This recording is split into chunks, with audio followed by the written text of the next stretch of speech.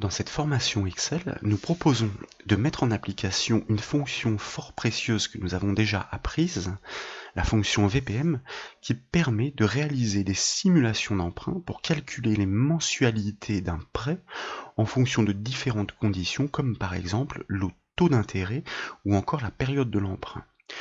Pour information, ce tableau modèle que nous proposons de bâtir de façon totalement dynamique et automatisée est celui d'une société Cap Eco qui souhaite financer un investissement en faisant une étude comparative des prix ou plutôt des conditions proposées par différentes banques. La section supérieure de ce tableau donc propose les conditions de ces banques, mais aussi du prêt, c'est-à-dire le montant principal de l'emprunt, la durée, le taux d'intérêt, etc. Nous devons, pour pouvoir livrer des résultats sans équivoque et faciliter la lecture transversale du tableau automatisé, dans la section inférieure, réaliser les calculs intermédiaires jusqu'à conduire à la mensualité du remboursement et le coût total du crédit pour livrer une interprétation conditionnelle qui permettra de définir quelle est la banque à privilégier selon tous ces calculs intermédiaires.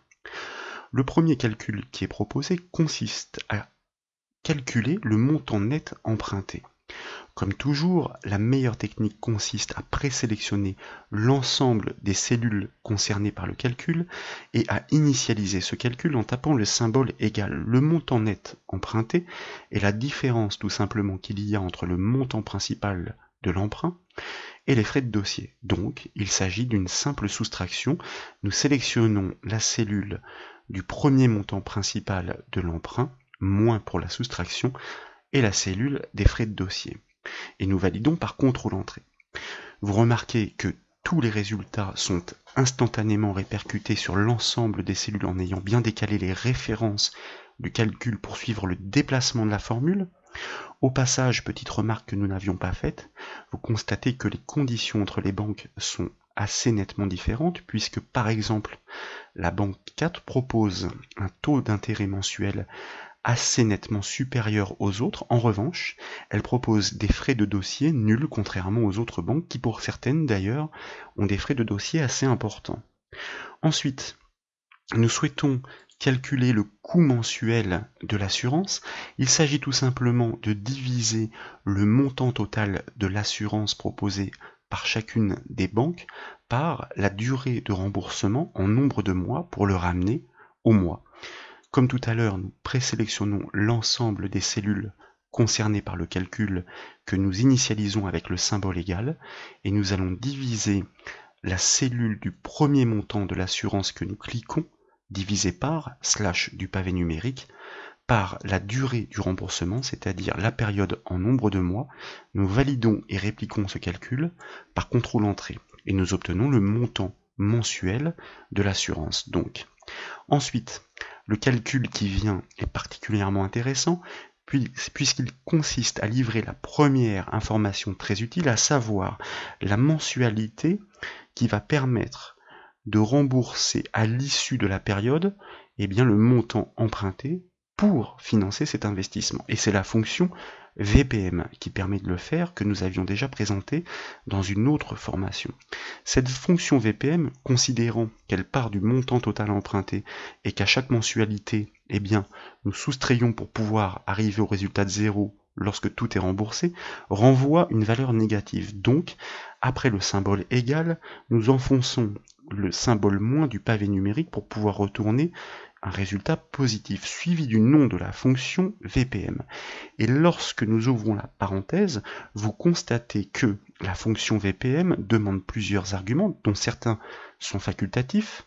Tant mieux, ceux-là, nous n'allons pas les renseigner. Par contre, les 3 premiers sont obligatoires, et le premier d'entre eux, pour pouvoir calculer les mensualités d'un emprunt, est de pouvoir désigner le taux. Normalement, un taux d'intérêt se divise par 12 lorsque nous souhaitons le ramener au mois, mais ici, le taux d'intérêt qui est renseigné est justement un taux mensuel. Il s'agit simplement donc de désigner la cellule. Point virgule. Ensuite, comme vous le constatez, NPM, en fait, c'est le nombre de remboursement à effectuer pour pouvoir honorer ce prêt. C'est tout simplement la durée en mois, puisque le nombre de mois correspond au nombre de remboursements. Donc, nous cliquons sa cellule, bien sûr. Et enfin, Pour pouvoir calculer les mensualités d'un prêt, après avoir désigné le taux et le nombre de remboursements, il faut fort logiquement connaître le montant total emprunté que nous désignons en cliquant sa cellule, soit C6 pour le premier des calculs à réaliser. Nous fermons la parenthèse de la fonction VPM, nous validons et répliquons le calcul par contrôle-entrée pour obtenir l'ensemble des mensualités et constater qu'il existe effectivement quelques petites différences en fonction des appels d'offres réalisés auprès de différentes banques, donc notre étude comparative commence à être intéressante. A priori, la banque 2, en ce qui concerne les mensualités, semblerait être la plus intéressante. Mais pour l'instant, cette mensualité ne considère pas les frais de dossier, par exemple. C'est pourquoi nous souhaitons, dans la cellule qui suit, pouvoir calculer la mensualité totale.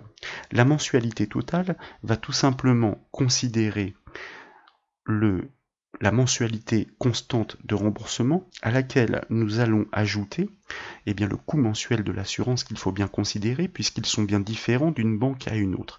Et pour que nos résultats soient plus nets, nous allons en profiter pour les arrondir à 2 décimales, des fois que le résultat livré soit un peu plus précis.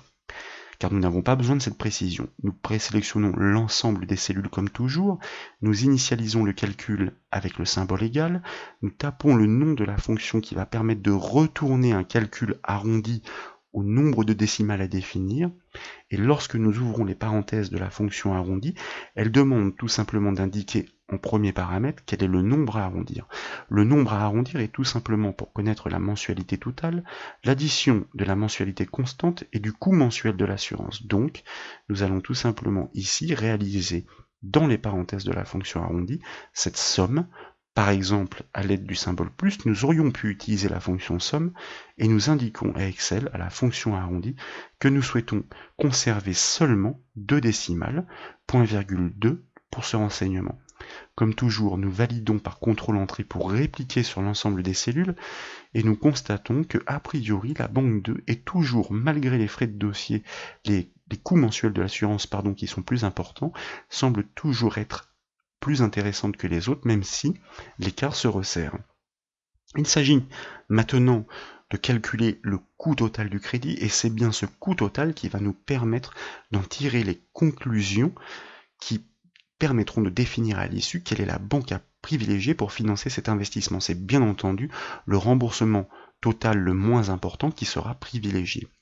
Pour connaître le coût total d'un crédit, le calcul, donc nous présélectionnons l'ensemble des cellules, consiste fort logiquement à multiplier ces mensualités totales par la période de remboursement et à laquelle nous allons ajouter les frais de dossier de départ. Et comme nous souhaitons un résultat propre, nous utilisons de nouveau la fonction arrondie à laquelle nous passons donc le nombre à arrondir qui consiste, pour connaître le coût total du crédit, à multiplier donc cette mensualité totale, c'est-à-dire la cellule C14, que nous multiplions par la période de remboursement définie en mois, c'est-à-dire la cellule C7, et à cette multiplication, nous allons donc ajouter, comme je vous le disais, les frais de dossier qui sont présentés dans la section supérieure de ce tableau, et ce nombre-là, nous souhaitons l'arrondir à 2 décimales comme précédemment, donc en paramètre, nous indiquons le chiffre 2, nous validons le calcul et nous le répercutons comme tout à l'heure par contrôle-entrée, et nous obtenons cette fois-ci, comme vous le remarquez, des montants assez différents, en tout cas en ce qui concerne la 4e banque, qui est quasiment 5 000 € supérieur aux autres. Pour un emprunt de 320 000 €, il faudra constater que nous rembourserons plus de 100 000 € de plus que le montant qui a été demandé.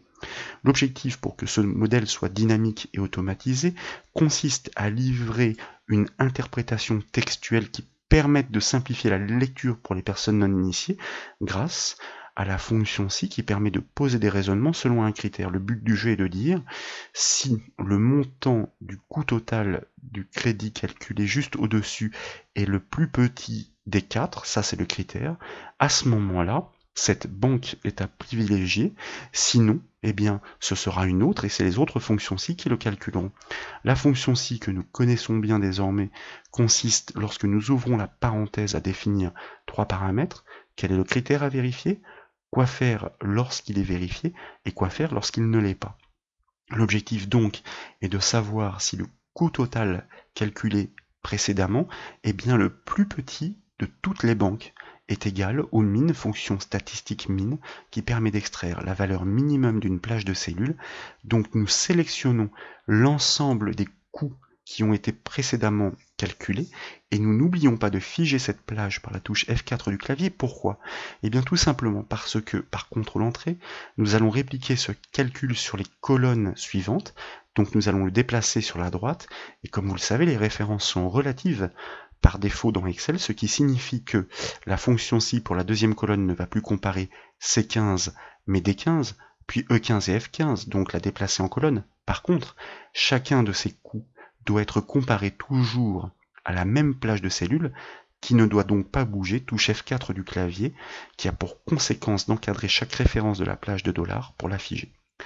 Dans ces conditions-là, donc lorsque effectivement ce coût calculé est le plus petit des 4, point virgule, alors eh bien nous allons tout simplement inscrire l'information textuelle à privilégier, comme ceci, entre guillemets car il s'agit d'un texte, et dans le cas contraire, pour ne pas surcharger la présentation, point virgule, sinon, nous n'inscrivons rien, ce que nous traduisons par deux guillemets, soit une cellule vide. Lorsque nous validons le calcul, vous remarquez que fort logiquement, c'est bien la première banque qui ressort, car elle offre des conditions plus avantageuses que les autres. Mais si d'aventure, ce tableau était utilisé un modèle pour des investissements futurs, donc à venir, et que nous refaisions un appel d'offres entre différentes banques et que, par exemple, on va forcer volontairement ici les valeurs qui sont proposées afin d'obtenir un taux d'intérêt qui est bien inférieur à celui que nous avions, eh bien, vous constatez que, en effet, avec un taux d'intérêt bien inférieur, forcément, le coût total du crédit va chuter, si bien que ce coût devient le plus petit des 4 et que la fonction conditionnelle ci permet de faire ressortir instantanément la banque qui est à privilégier pour financer cet investissement. Si le tableau permettait de comparer d'innombrables banques, peut-être des dizaines, la lecture s'en trouverait simplifiée grâce à tous ces calculs intermédiaires dont se déduit la conclusion finale, livrée automatiquement et dynamiquement grâce à ces fonctions-ci, aux références absolues qui permettent de baser les calculs sur des variables, et à cette fameuse fonction VPM qui permet de calculer les mensualités pour le remboursement total d'un investissement sur une période donnée en fonction d'un taux d'intérêt. Voilà pour la mise en application très simple de cette fonction VPM avec d'autres notions Excel. J'espère que cette vidéo vous a plu. Si c'est le cas, je compte sur vous pour mettre un petit j'aime. Et comme vous le savez, vous pouvez retrouver toutes les autres formations sur le site bombache.fr. Je vous remercie.